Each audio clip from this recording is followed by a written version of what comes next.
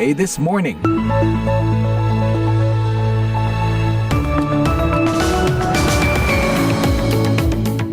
Selamat pagi pendengar, apa kabar? Inilah VOA This Morning di hari Senin 25 Maret 2024 bersama saya Eva Masreva dan produser kami Mada Yoni yang mengudara langsung dari Studio 17 VOA Siaran Indonesia di Washington DC. Saya nggak tahu ada apa yang terjadi pada dunia saat sekarang ini, tapi kok akhir-akhir ini jadi semakin nggak bersahabat sama kita ya. Anda mesti hati-hati nih, karena belum lagi perang Israel-Hamas selesai.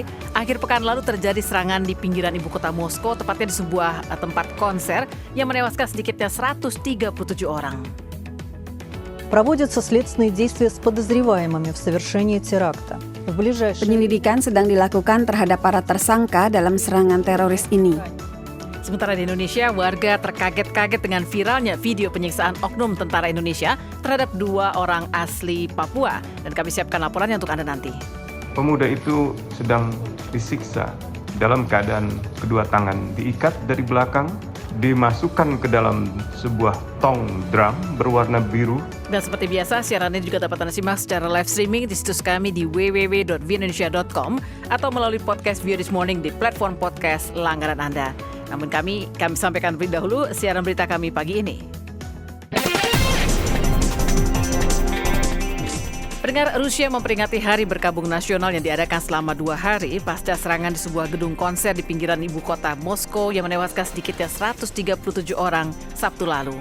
Acara-acara yang diselenggarakan oleh lembaga-lembaga budaya dibatalkan hari ini. Sementara bendera diturunkan menjadi setengah tiang dan seluruh acara hiburan televisi dan iklan dihentikan. Aliran orang yang terus berdatangan ke tugu peringatan darurat di dekat gedung konser yang terbakar menciptakan gundukan bunga yang sangat besar. Jumlah korban tewas diperkirakan akan terus meningkat saat tim penyelamat terus melakukan pencarian di gedung yang rusak dan menemukan sejumlah mayat.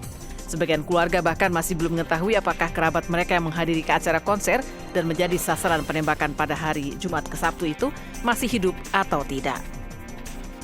Polisi dan jaksa di seluruh Asia Tenggara sedang mencari cara baru untuk bekerja sama menggagalkan dan mengejar jaringan kriminal yang luas di balik pusat-pusat penipuan online yang dengan cepat mengakar ke kawasan ini. Dalam beberapa tahun terakhir, pusat-pusat penipuan yang mengeruk miliaran dolar dari para korban di seluruh belahan dunia telah membuka usaha di Kamboja, Laos, Filipina, dan semakin banyak lagi di Myanmar. PBB memperkirakan ratusan ribu pencari pekerja yang tidak sadar telah dipikat ke dalam operasi itu dengan janji pekerjaan yang sebenarnya tidak pernah ada, hanya kemudian menjadi korban yang dijebak dan dipaksa menjalankan penipuan di bawah ancaman penyiksaan atau bahkan kematian. Sejumlah pakar menyebut hal itu sebagai scamdemic yang berskala internasional dan membutuhkan respon terkoordinasi dari para penegak hukum di kawasan. Benedict Hoffman, pejabat PBB untuk Kantor Narkoba dan Kesehatan untuk Asia Tenggara dan Pasifik, UNODC, mengatakan telah meningkatkan kerjasama dalam beberapa tahun terakhir yang bermuara pada dilakukannya beberapa penggerbekan dan pemulangan orang-orang yang diselamatkan dari tempat penipuan. Namun lebih banyak hal menurutnya harus dilakukan. On Tuesday, the Integrated Food Security Phase Classification Partnership said that Gaza faces imminent famine because so little food has been allowed in. Ya, itulah tadi pernyataan Dirjen WHO Tedros Adhanom Ghebreyesus yang menggambarkan kondisi di Gaza sebagai hal yang benar-benar sangat tidak manusiawi. Sejak November lalu, pasukan Israel telah mengisolasi kota Gaza dan seluruh bagian utara kota itu dan hampir tidak ada bantuan kemanusiaan yang masuk ke wilayah itu dalam beberapa minggu terakhir. Sejumlah pakar minggu lalu mengatakan kelaparan akut akan segera terjadi di bagian utara Gaza. Kementerian Kesehatan Palestina di Gaza, wilayah yang dikelola oleh Hamas, mengatakan hingga hari Minggu sedikitnya 32.226 warga Palestina tewas. Dan sebagian besar korban adalah perempuan dan anak-anak. Jet-jet tempur Israel pada hari Minggu kembali melancarkan beberapa serangan di atas kota Gaza di dekat rumah sakit Shifa yang baru-baru ini diserbu oleh militer Israel. Serangan ini terjadi sebelum sebuah pesawat menjatuhkan 4 paket bantuan bagi warga di daerah itu.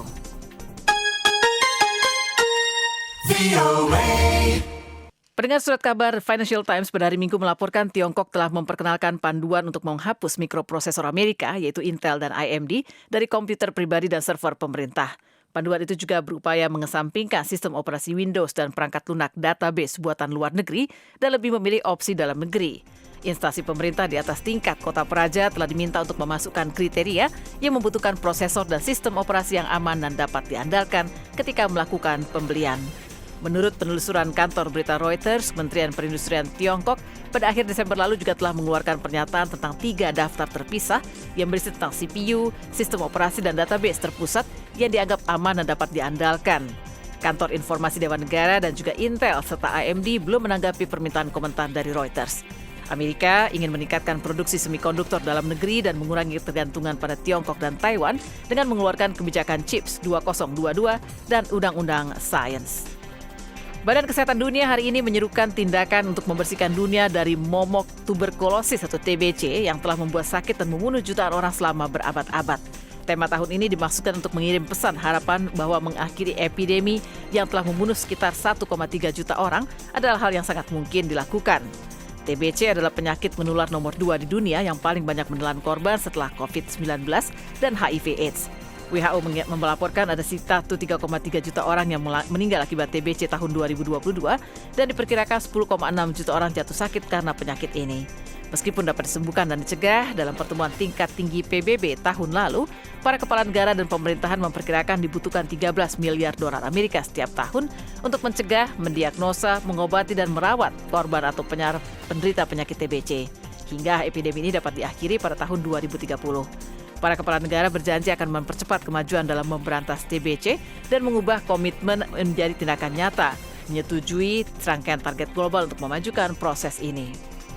Pendengar, nilai mata uang Iran jatuh ke rekor terendah pada hari Minggu, yaitu 613.500 rial per dolar Amerika seiring perayaan Tahun Baru Persia. Informasinya kami sampaikan sesaat lagi.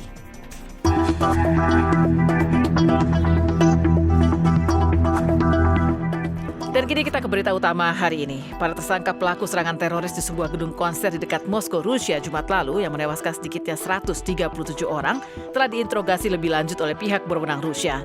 Sementara itu, Wakil Presiden Amerika Kamala Harris membantah klaim Presiden Vladimir Putin bahwa Ukraina terlibat dalam serangan itu. Pihak berwenang Rusia membawa keempat tersangka yang ditahan dalam kasus serangan di gedung konser Moskow ke gedung Komisi Penyelidik Rusia hari Minggu untuk diinterogasi lebih lanjut. Juru bicara Komisi Penyelidik Rusia, Svetlana Petrenko, mengatakan, Проводятся следственные действия с подозреваемыми в совершении теракта. Penyelidikan sedang dilakukan terhadap para tersangka dalam serangan teroris ini. Penyelidik akan segera mengambil langkah untuk melakukan tindakan pencegahan berupa penahanan terhadap 4 tersangka. Svetlana menambahkan dari 137 korban tewas yang ditemukan di lokasi serangan, termasuk 3 anak-anak, baru 62 orang yang diidentifikasi. Tes genetika sedang dilakukan untuk mengenali korban lainnya. Igor Pogodev belum menemukan istrinya yang menonton konser di gedung itu sewaktu serangan terjadi. Setelah mendengar berita penembakan massal ke arah para penonton, Igor bergegas ke lokasi, tetapi tidak berhasil menemukan istrinya di dalam sejumlah ambulans atau di antara ratusan orang yang berhasil keluar dari gedung tersebut. Igor juga belum menemukan istrinya setelah berkeliling ke sejumlah rumah sakit di Moskow dan sekitarnya. Mereka di pusat informasi tidak memberi informasi apapun. Bahkan barusan, selagi saya menyetir dari rumah sakit di Sverdlovskaya, saya tidak bisa pulang. Saya tidak bisa sendirian. Rasanya sangat sulit.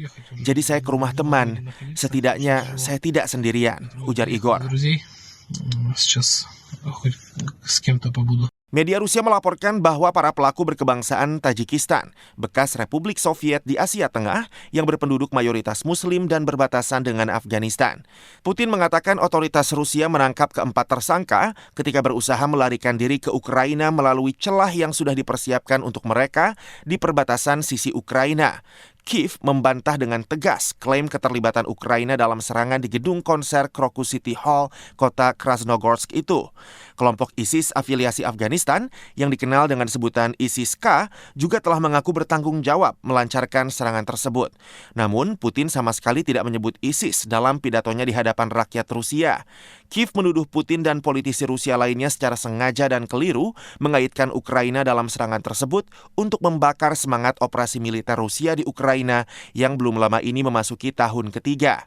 Dalam wawancara eksklusif dengan ABC News hari Sabtu, Wakil Presiden Amerika Serikat Kamala Harris menegaskan kembali penolakan Amerika atas klaim Putin yang menyebut Ukraina terlibat dalam serangan itu.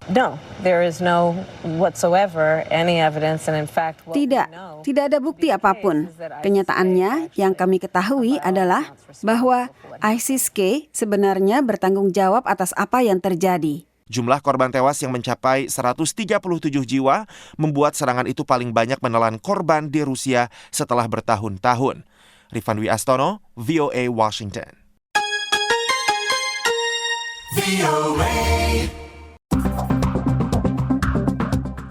Pemerintah Indonesia mengecam keras serangan teroris di pinggiran ibu kota Moskow dan menyerukan warga negara Indonesia di negeri beruang merah itu meningkatkan kewaspadaan mereka.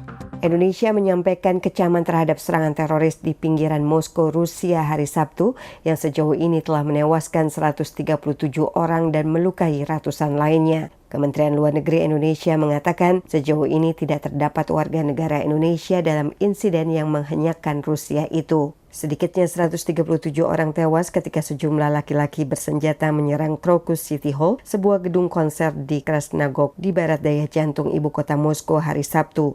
Ratusan lainnya luka-luka dalam insiden yang mirip dengan serangan teroris terkoordinasi di Paris, Prancis tahun 2015. Media-media Rusia melaporkan pihak berwenang Rusia mengatakan telah menangkap 11 orang. Associated Press melaporkan Komite Penyelidik Rusia mengatakan 4 dari 11 yang ditangkap itu terlibat langsung dalam serangan yang meluluhlantahkan gedung konser dan pusat perbelanjaan karena ambruknya beberapa atap gedung. Menanggapi serangan teroris di Moskow itu, pengamat terorisme dari Universitas Malikus Saleh Aceh Al-Haidar menjelaskan serbuan yang tampaknya oleh ISIS Khorasan atau ISKP itu dipicu karena hubungan Rusia dan Taliban.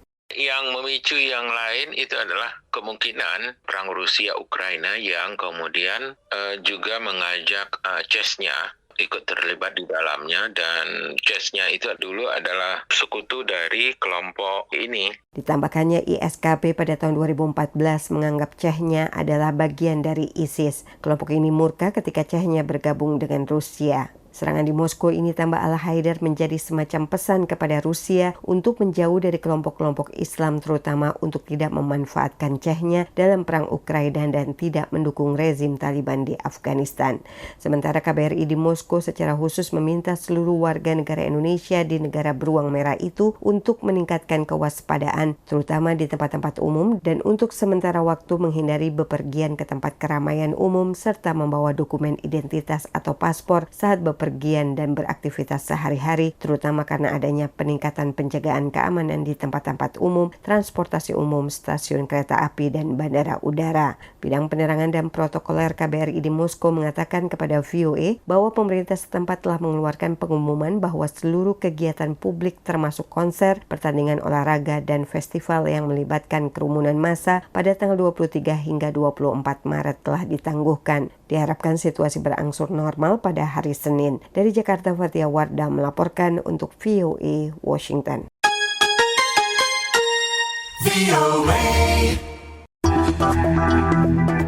Masih dari Indonesia, tapi kali ini beda kasus. Tentara Nasional Indonesia memastikan akan melakukan investigasi dugaan penyiksaan terhadap seorang warga Papua yang videonya viral di dunia maya sejak hari Kamis.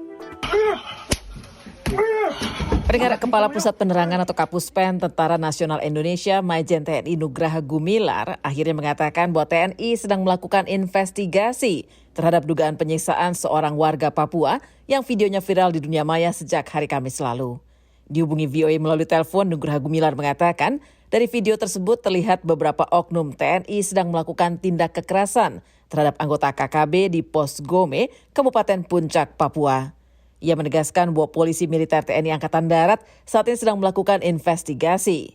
KKB atau kelompok kriminal bersenjata adalah sebutan yang digunakan militer Indonesia untuk mengidentifikasi kelompok yang kerap melakukan tindakan kriminal di Papua. Pernyataan ini membantah pernyataan Pangdam 17 Cendrawasih Majen TNI Izak Pangemanan sehari sebelumnya di Jayapura yang sempat membantah terjadinya insiden itu. Ia merujuk saat bertugas di Ilaga, Kabupaten Puncak, Papua Tengah, di mana Izak mengatakan selama ini hubungan TNI dan masyarakat sekitar sangat baik. Tidak pernah ada keluhan terkait perilaku keras terhadap masyarakat, ujarnya. Direktur Eksekutif Amnesty International Indonesia, Usman Hamid, menjabarkan apa yang dilihatnya di video itu. Di dalam video, pemuda itu sedang disiksa dalam keadaan kedua tangan diikat dari belakang, dimasukkan ke dalam sebuah tong drum berwarna biru berisikan air yang hampir penuh dan berwarna kemerahan karena darah yang mengucur dari tubuh pemuda itu. Kepala sang pemuda berulang kali dipukuli, ditendangi secara kejam oleh para pelaku yang terlihat bertubuh tegap, berkaos, dan berambut cepak. Salah satunya memakai kaos hijau bertuliskan angka 300. Amnesty International Indonesia dalam pernyataan tertulisnya mengingatkan pasal 7 Kovenan Internasional tentang Hak-Hak Sipil dan Politik atau ICCPR, serta komentar umum nomor 20 terhadap pasal 7 ICCPR yang menegaskan bahwa tidak ada seorang pun dapat dikenai praktek penyiksaan atau perlakuan atau penghukuman yang kejam, tidak manusiawi dan merendahkan martabat manusia dalam keadaan apapun. Sementara di tingkat nasional ada larangan terhadap praktek penyiksaan yang juga telah diatur secara jelas dalam Undang-Undang Nomor 39 Tahun 1999 tentang Hak Asasi Manusia. Kasus ini membuktikan bahwa pernyataan-pernyataan petinggi TNI dan pejabat tinggi pemerintah bahwa kebijakan negara adalah pendekatan kemanusiaan dan kesejahteraan tidak ada artinya sama sekali. Karena kasus ini menunjukkan secara jelas-jelas anggota di lapangan mengabaikannya. Saya Musreva, VOA, Washington.